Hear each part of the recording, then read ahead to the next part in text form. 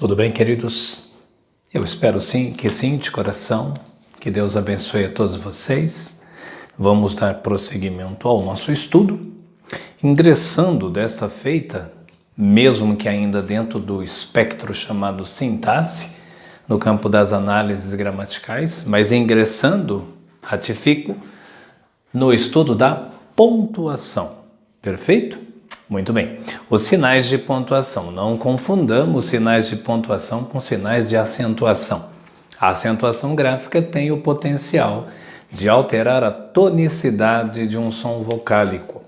A pontuação altera significados oracionais.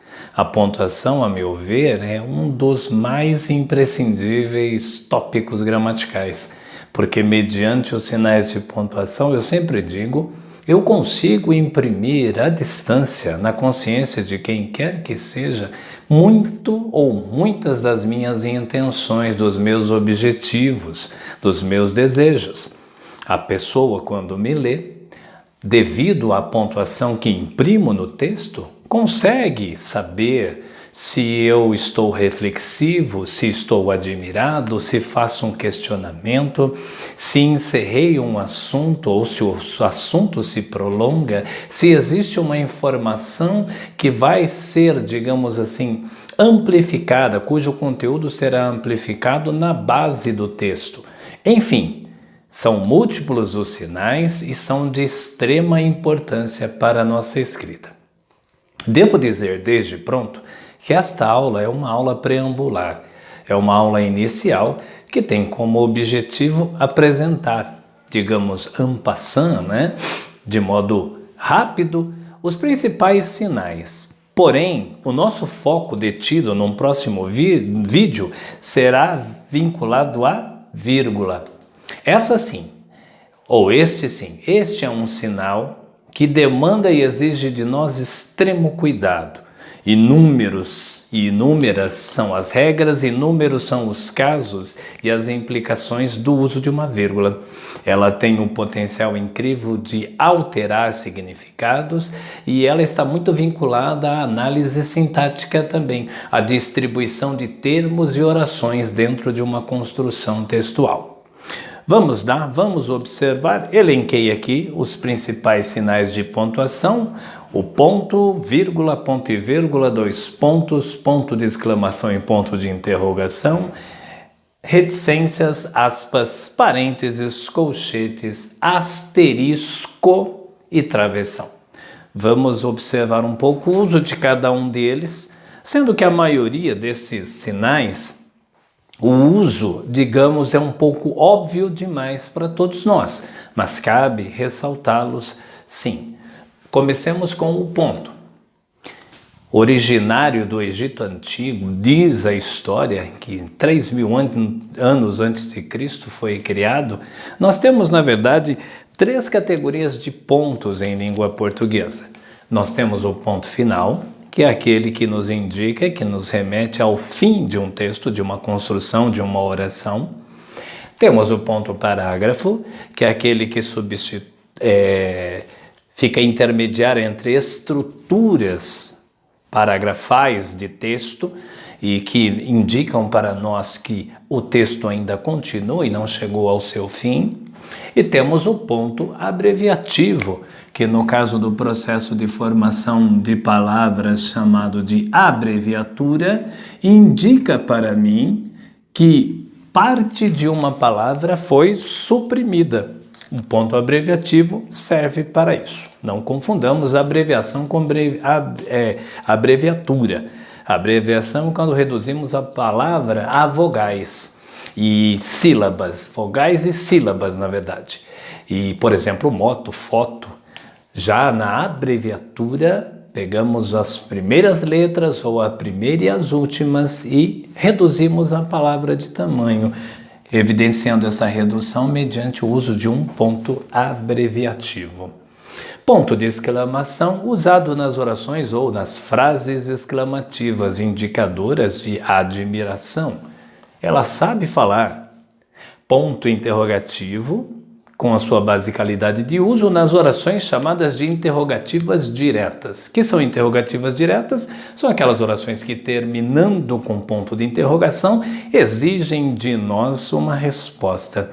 Existem outros casos em que as interrogativas são denominadas de indiretas. Por quê? Porque elas ficam meio que veladas, escondidas dentro de uma estrutura. Estrutura essa que não termina com ponto de interrogação. É uma pergunta meio perdida na construção. Temos ainda 2 pontos que normalmente nos evidenciam, por exemplo, uma sequência enumerativa. Uma sequência enumerativa de termos semelhantes, uma enumeração de coisas, de fatos, de eventos, uma citação direta ou indireta, vem normalmente depois de 2 pontos. Temos também as reticências. Reticências em língua portuguesa têm como objetivo o quê? Indicar para nós uma pausa, uma reflexão, uma suspensão de pensamento. Os principais casos são esses. A vida, não sei se é tua. Temos aqui também as aspas. As aspas têm inúmeras funcionalidades, como, por exemplo, destacar uma gíria, destacar um estrangeirismo, destacar uma palavra usada propositadamente de modo digamos, contrário à norma gramatical, evidenciar o uso de uma expressão latina pura, por exemplo, estamos em loco. Estes são os principais usos atribuídos às aspas. Exaltar uma palavra num contexto, destacá-la num contexto, enfim.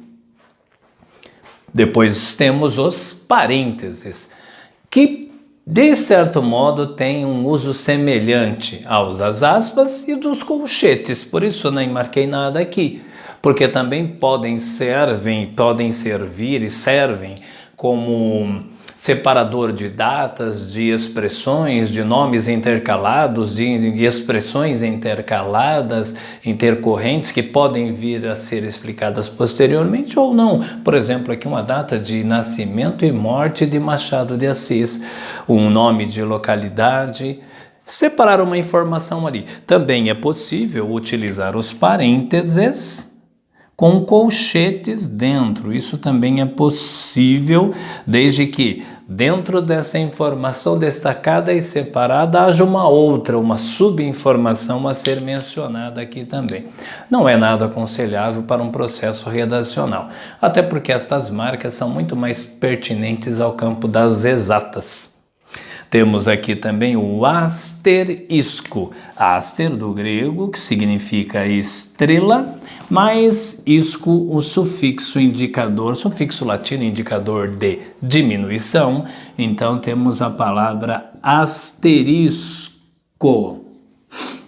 que significa uma estrela pequena, é uma notação que serve para ser colocada num ponto de um texto, 1, 2 ou 3 casos, para que você remeta uma informação à parte, à reza, parte abaixo de uma página, para acrescentar uma informação de repente faltante ali no decorrer do texto ou não oportuna de ser colocada ali. Para isso servem o asterisco ou os asteriscos.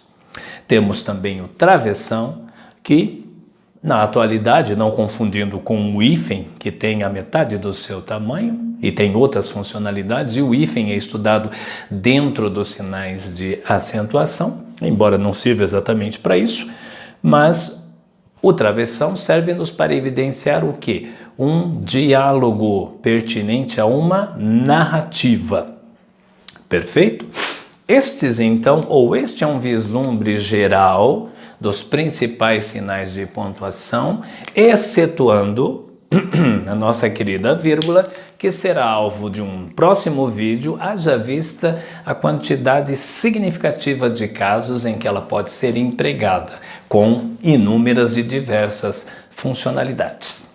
Espero que tenham gostado. Deus abençoe vocês. Algum questionamento, estou à disposição. Obrigado, valeu pessoal.